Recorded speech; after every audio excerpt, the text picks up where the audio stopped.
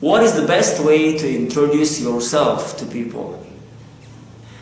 Bagaimana cara yang paling tepat untuk memperkenalkan diri kalian ke orang lain?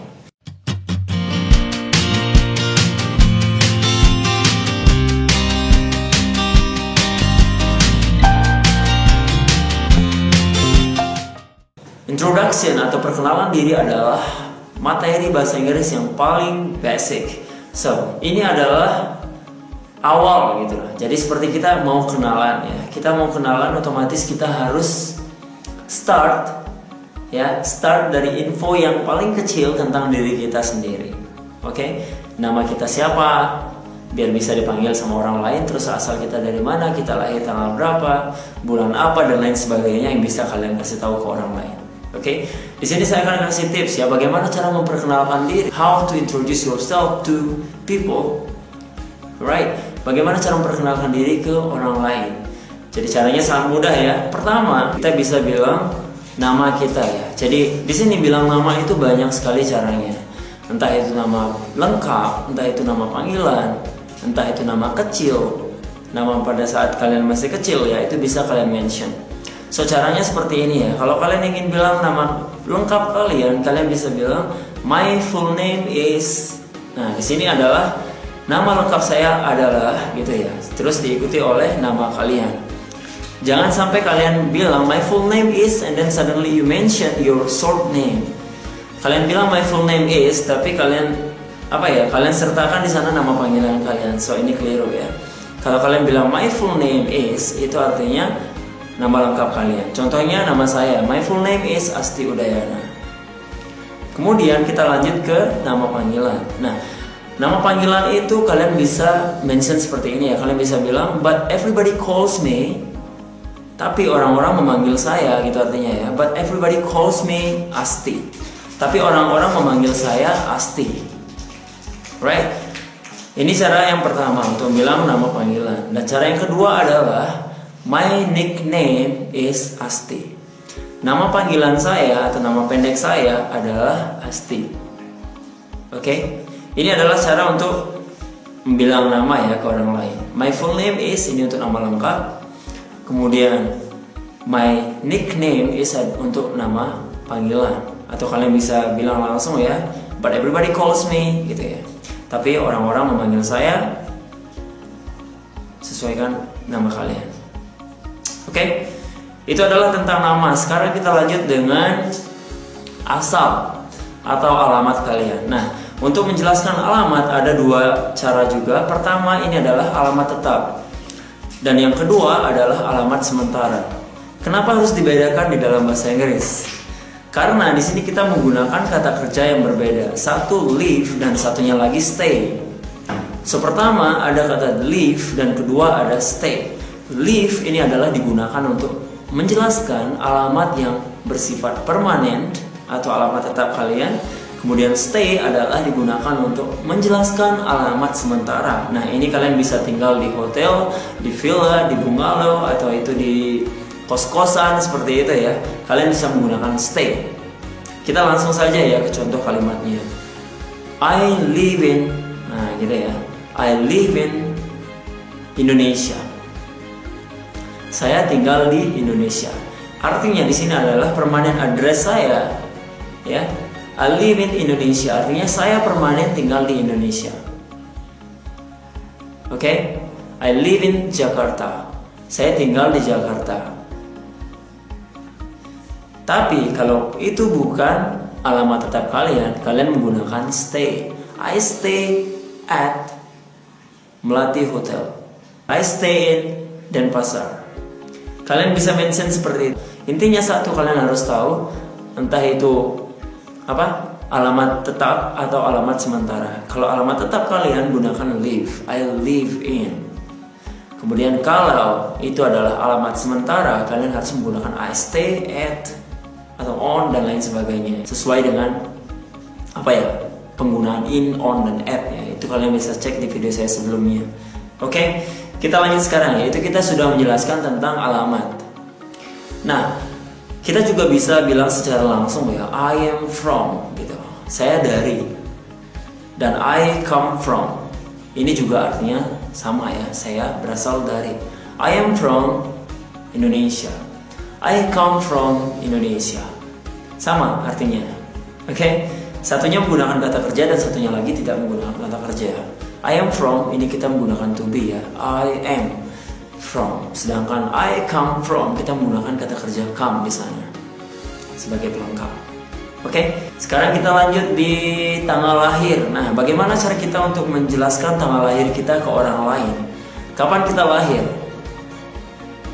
Oke, kita bisa bilang ini yang paling umum ya. I was born on March 14, 1992. Di sini kalian menjelaskan saya dilahirkan gitu ya. Saya dilahirkan pada bulan Maret tanggal 14 tahun 1992. Tergantung ini tanggal lahir kalian ya, jangan ikuti March 14 terus-terusan. Kalian itu sesuaikan dengan tanggal lahir kalian. I was born in June 1992. I was born in 1993. Oke, kalau saya garis bawahi sedikit di sini ya. Kenapa kita menggunakan on? I was born on. Nah, kalau kalian menggunakan on, pastikan itu diikuti oleh nama bulan dan ada tanggalnya. I was born on April 1st, 1992. Jadi April 1st itu artinya adalah tanggal 1 April ya. April 1st. Kalian tidak bilang I was born on April 1993. Ini salah ya. Oke, kenapa salah? Saya akan jelaskan di contoh selanjutnya ya.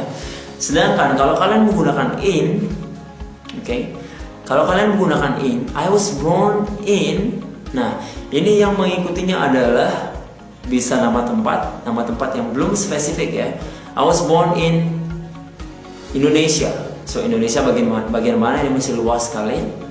Dan juga bisa diikuti oleh nama bulan dan tahun. Nama bulan dan tahun tanpa adanya tanggal. Oke, kalau saya mau bilang saya lahir bulan April 1992, berarti saya bilang April aja, nggak usah pakai tanggal. So, yang harus saya gunakan adalah in. I was born in April 1992. Bukan I was born on April 1992, bukan seperti itu. I was born in 2000. I was born in 1995. So, kalau udah ada nama tahun, kalian menggunakan in. Kalau ada nama bulan tanpa tanggal juga kalian menggunakan in. Kalau ada nama tempat yang belum spesifik atau tempatnya ini masih dalam jangkauan yang luas, cakupan yang luas, yang belum masih umum ya intinya, kalian menggunakan in juga setelah I was born. Kemudian kalau itu adalah spesifik, tanggalnya itu spesifik ya, kalian menggunakan on. I was born on 1st of April. I was born on April 1st. So ada banyak cara untuk menjelaskan tanggal lahir kalian. Oke? Nah, itu tentang tanggal lahir. Sekarang kita jelaskan tentang umur. Nah, untuk menjelaskan umur ini ada dua cara juga. Pertama dengan cara my age is. My age adalah umur ya. Jadi ini langsung ya. My age is 20. Umur saya adalah 20. Umur saya adalah 20 tahun. My age is 20. Cara yang kedua adalah I am 20 years old. Saya berumur 20 tahun. Kalian bisa pilih ya, ini nggak mesti kalian menggunakan I am 20 years old. Kalian harus menggunakan my age is 20 years old. It depends on you, whichever you like. Whichever is good for you, whichever you think easy to pronounce. Alright? Clear ya? Itu cara untuk menjelaskan umur. Nah sekarang, bagaimana cara kita untuk menjelaskan pekerjaan kita? Untuk menjelaskan pekerjaan atau untuk memberitahu tentang pekerjaan kita, kita juga ada dua cara di sini. Satu, kita bisa bilang my job is teaching. Kemudian yang kedua, I am a teacher. Saya adalah seorang guru. So langsung ya, I am a teacher. Sama ya, artinya sama. Cuma di sini variasi katanya yang berbeda, variasi kalimatnya yang berbeda. Oke, bisa ya. Sekarang kita lanjut ke family members. Nah, family members atau anggota keluarga ini terkadang penting juga ya, karena banyak yang bertanya ya, banyak yang kepo istilahnya ya. How many sisters do you have in your family? Jadi berapa banyak saudara perempuan yang kamu punya gitu. Kamu punya berapa saudara perempuan di keluargamu? How many sisters do you have in your family? Nah, untuk menjawab pertanyaan ini kalian bisa jelaskan dengan I have 5 sisters in family. Ya, I have 5 sisters in family. Kalian juga bisa bilang I have 2 younger sisters and 3 older sisters. Jadi saya punya 2 adik perempuan dan 3 kakak perempuan. Kalau kalian ingin lebih spesifik. Tapi kalau kalian cuma sekedar bilang I just have 5 sisters in family, itu bisa, udah clear. Tapi kalau kalian mau ngomongnya lebih spesifik, kalian bisa jelaskan seperti yang tadi. I have 2 younger sisters and I have 3 older sisters. Oke, karena lagi-lagi di sini pilih mana yang menurut kalian enak digunakan. Oke, mana yang menurut kalian itu mudah diucapkan. Jangan paksa kalau emang itu susah, dan jangan paksa juga kalau itu kalau kalian belum bisa mengucapkannya secara perfect, biar nggak salah arti nanti. Oke, right. Sekarang kita bilang hobi. Nah, untuk menyatakan hobi ini hati-hati ya, saya mau garis bawahi. Kalau kalian punya satu hobi, kalian bisa bilang my hobby is singing. Tapi kalau kalian punya 2 hobi atau lebih dari 2, kalian nggak boleh bilang my hobby is singing and dancing. Singing and dancing itu sudah lebih dari 1. Ya, menyanyi dan menari itu lebih dari 1. Kalau kalian punya hobi lebih dari 1, kalian wajib menggunakan hobbies, bukan hobi. My hobbies are singing and dancing. Okay? My hobbies are reading and listening. So, my hobbies diikuti oleh are. My hobby diikuti oleh is, karena hanya ada 1 hobi ya. Is itu artinya 1 ya, digunakan untuk kata benda tunggal. My hobby is singing. My hobbies are singing and dancing. So, ada 2 hobinya ya. Hati-hati ya, kalian paham nggak? Jangan sampai kalian menggunakan my hobby is singing and dancing, my hobbies are singing. salah total.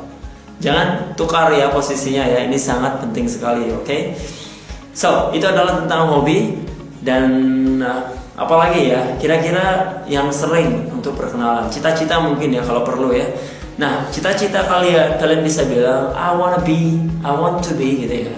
I want to be a successful person in the future. Saya ingin menjadi orang yang sukses di masa depan. I want to be a president. Saya ingin menjadi presiden. I want to be an English teacher. Saya ingin menjadi guru bahasa Inggris.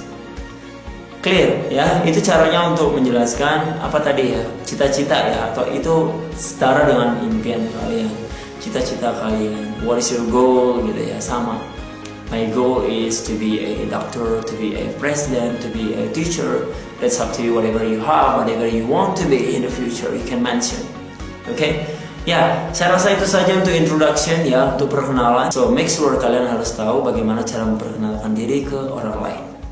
Tapi garis bawahi, kalau kalian ingin menanyakan identitas seseorang pada saat percakapan bahasa Inggris atau perkenalan ini ya, hindari untuk menanyakan tentang agama atau keyakinan, marital status atau status perkawinan ya. Ini hindari, dan satu lagi, umur sebenarnya tidak boleh ditanyakan ya. So, kalau kalian udah akrab sama orang lain, itu kalian baru bisa bertanya tentang 3 hal ini. Tapi kalau kalian baru ketemu sehari aja atau pertama kali ketemu, jangan sampai kalian menanyakan 3 hal ini, karena dalam bahasa Inggris untuk menanyakan 3 pertanyaan ini itu tidak sopan. Oke? So, kita harus respect juga ya budaya barat gitu. Oke, ya akhir kata itu saja untuk video kali ini. Semoga bermanfaat buat kalian, dan jangan lupa kalau kalian suka dengan video ini, kalian like, share juga, dan agar kalian tidak tertinggal video terbaru dari Bukan Sarjana, kalian klik berlangganan yang berada di bawah kanan video. Kalau kalian masih punya pertanyaan atau masih ada request, masih ada permintaan tentang grammar topik atau topik bahasa Inggris ya, topik tata bahasa Inggris, kalian bisa mention juga di kolom komentar di bawah ini. Saya akan dengan senang hati merespon secepat mungkin. Oke, sama-sama kita belajar bahasa Inggris. Ya, akhir kata saya ucapkan terima kasih dan sampai jumpa di video selanjutnya. Salam bukan sarjana.